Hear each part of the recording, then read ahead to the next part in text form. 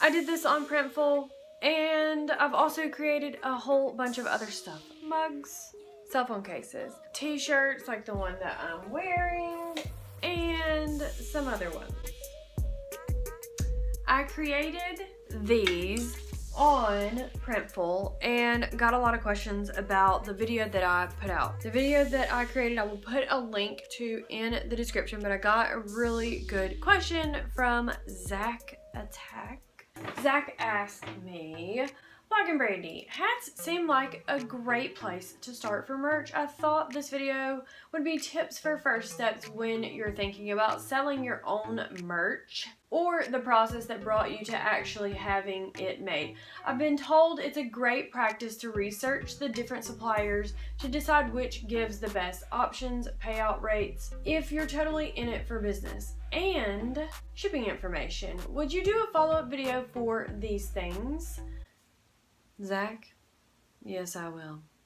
I think it would really help small creators decide if selling merchandise is a good move for them. Well, Zach, welcome to your follow-up video. Thank you, Zach, for submitting a great question for this video. I'm gonna share with you the tips that you need to help you get started or maybe decide whether creating merchandise is for you. So the first thing I figured I would share with you is where can you start selling your merchandise or designing your own merchandise. There's 3 places I would suggest to start. The first one is the one that I use, which is Printful.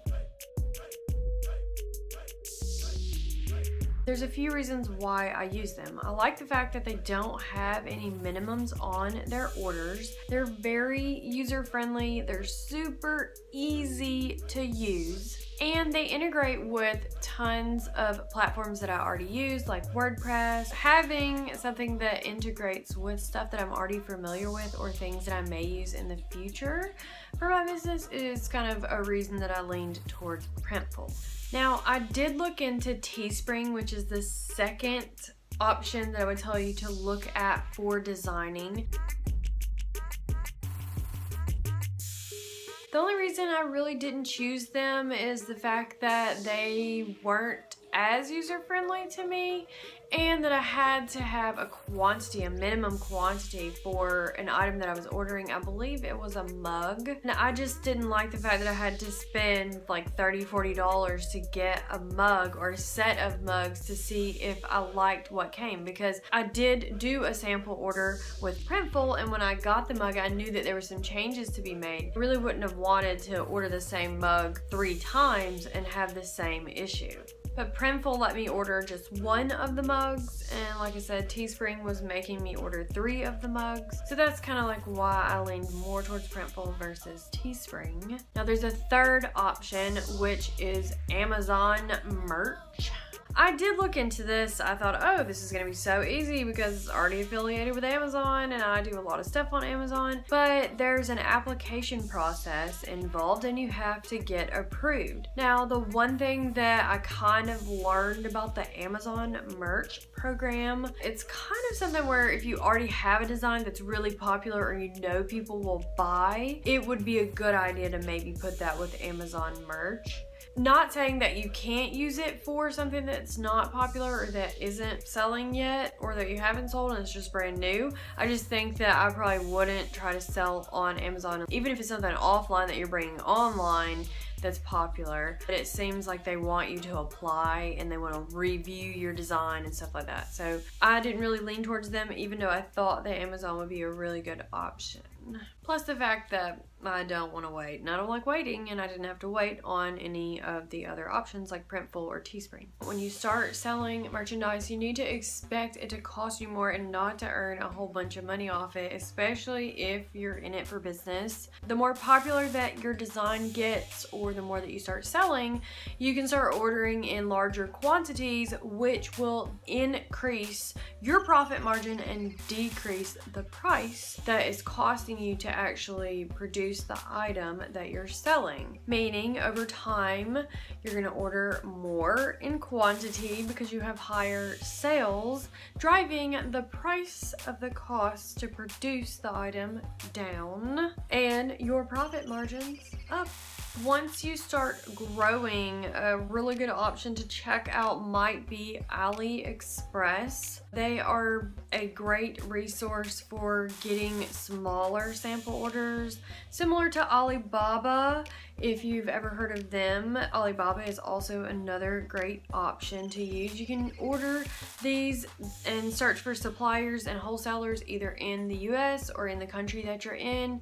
I've ordered from overseas. I've also ordered locally within the US, both AliExpress and Alibaba, to order your samples once you start getting a larger quantity. Now, if you use a wholesaler or supplier that isn't in the US or isn't in your country, keep in mind that their sizes may not fit the same, especially when it comes to apparel. I found ordering from like Asia, the items fit a little bit smaller. Keep that in mind when you're ordering your t-shirts, and make sure that you get sample orders when you order every time. Every single time. And Alibaba is more for large orders, but you can talk to them, the suppliers, wholesalers, and get sample orders. And a lot of them are actually featured on AliExpress as well, so you'll see a lot of the same people. It's just AliExpress allows you to order much smaller quantities versus Alibaba wants you to order like hundreds at a time. I would start out with something like Printful or Teespring. Once you start to grow, then I would move into AliExpress and Alibaba. Printful and Teespring, these are great platforms for uploading designs and putting them on merchandise, but you actually have to create the design before you can upload it. I do this with Canva.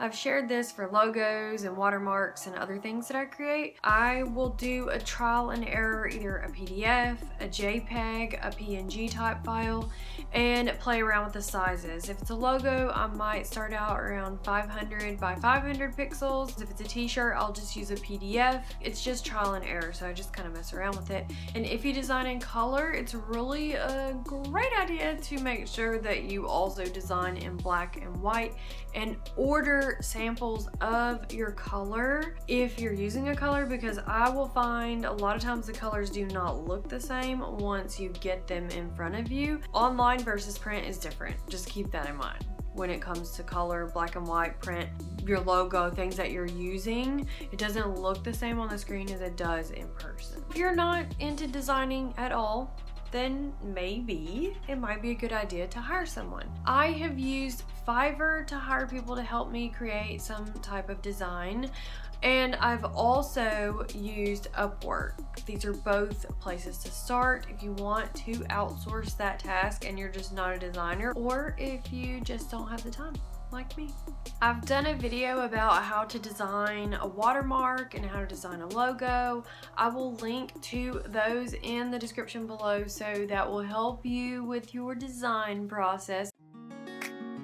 So I already mentioned this, but keep in mind when you're designing, you want to order different sizes, small, medium, large. It may not fit the same. One type of t-shirt may fit different than another type of t-shirt. The same thing for hats that I've learned. I tend to think that some things come smaller, so I would lean on the larger side, and think about the fact that if somebody washes something, it may not fit the same, and you just don't want people to be returning. I would encourage you to make sure that you try these sizes on and are aware of those things. So when I start selling my merchandise to people, like a t-shirt, I tell them, hey, these run small, I would get a larger size in them, and then if you're gonna wash them, keep in mind that they may shrink.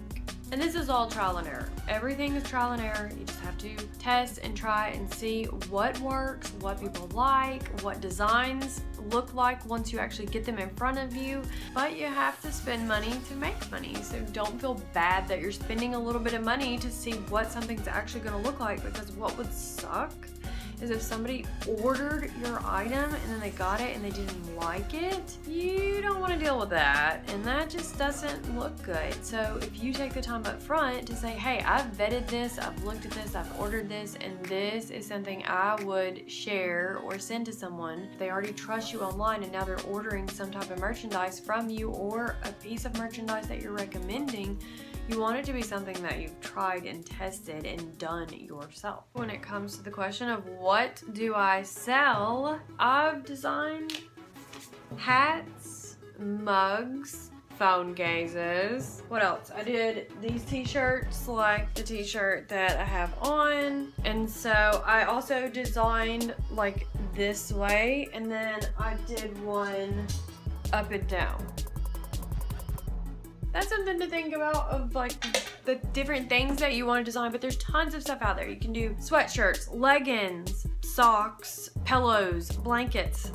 One company, I use Printful, they may not design everything there, so that's something to keep in mind. If there's certain things that you're looking to have designed, somebody will design it for you. How do you know if it's right for you to actually start creating merchandise, or what should you be selling on your merchandise? Should it be a quote? It's all trial and error. I would honestly just put something out there so that you can learn how to sell and what works and what doesn't work. You don't have to create a whole bunch of stuff. You can start with just one item and perfect it, and if you get one person to buy it, then you can get somebody else to buy it. Just to give you some ideas, I would suggest doing like a quote, a phrase, maybe a tagline or your slogan. I have found it's kind of weird to get people to buy your logo or your name unless you're really a big brand like Nike or Michael Jordan.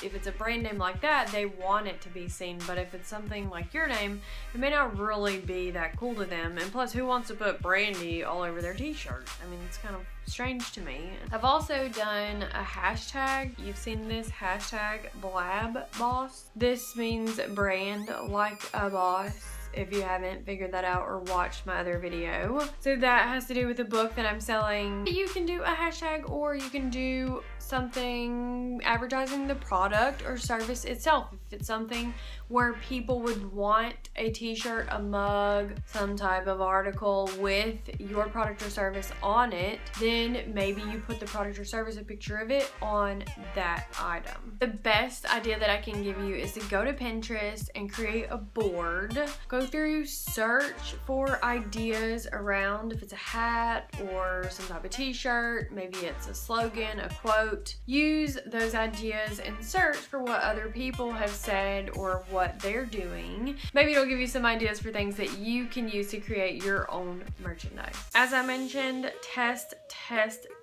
Make sure that you order samples, review, perfect, look at the item when you get it, and check for the sizes, see what fits. I know that the items that I ordered seemed like they came a little bit smaller, and I would actually like them in a larger size. Then I looked at the color of the blue that I use in my logo and the color of blue that came on the actual shirt, and it wasn't really the same color of blue. So that's something that I'll probably change, or maybe I won't use a color on my merchandise. Some other things to review are the quality of the design. I actually like the quality of the t-shirts that I've picked out. I keep looking back here because they're back here, but I do like them. I ordered a very nice material. There was tons to choose from, so that was something that I did like. I just didn't like certain other things about the design, like the alignment of the A on maybe the hat. I mentioned that in the last video that I talked about. There's some other things, like on this phone case, it stops,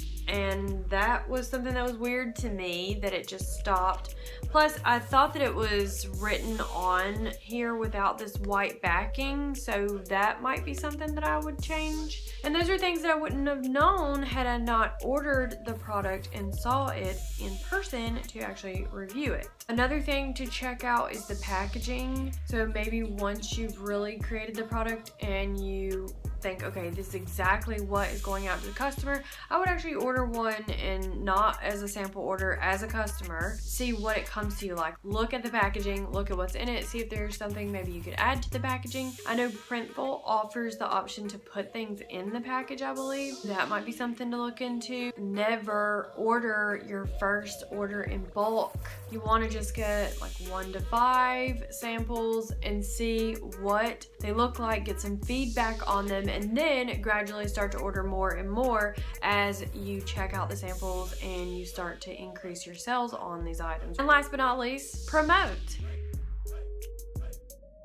Wear and share. Wear your items in your videos. Put your hat on when you go out. Maybe when you're doing your next book review, you sip some coffee in your branded mug. These are all things that you can do to help promote your brand, as well as maybe give those things away in a giveaway or contest for people and say, hey, if you watch this video, make sure to comment below and you can win a branded mug. So if you comment below, you can win a branded mug. Which is a great example of how to promote on social media, especially on YouTube and throughout your videos, is by maybe doing a product review or some type of service review of the product or service that you're looking to actually sell. And then, of course, last but not least, you can actually use paid ads, something like Google AdWords.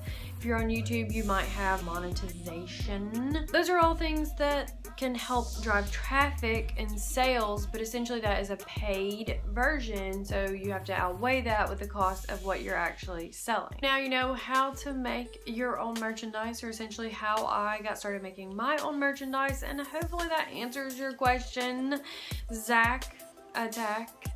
If you have more, make sure and leave them below this video. Let me know what questions you have. You might also want to pick up my branding guide, where I've put together a whole bunch of really cool tools and resources, along with a lot of them that I've mentioned in this video, to help you brand your merchandise. So you can pick out your fonts, your colors, your themes, all of the things that you'd really need to help you in the design process. Check out the link below this video for all of those goodies. I'm Brandi of blogginbrandi.com, where you can find tons of free resources to help you brand your business. Thanks for watching, and I'll see you in the next video.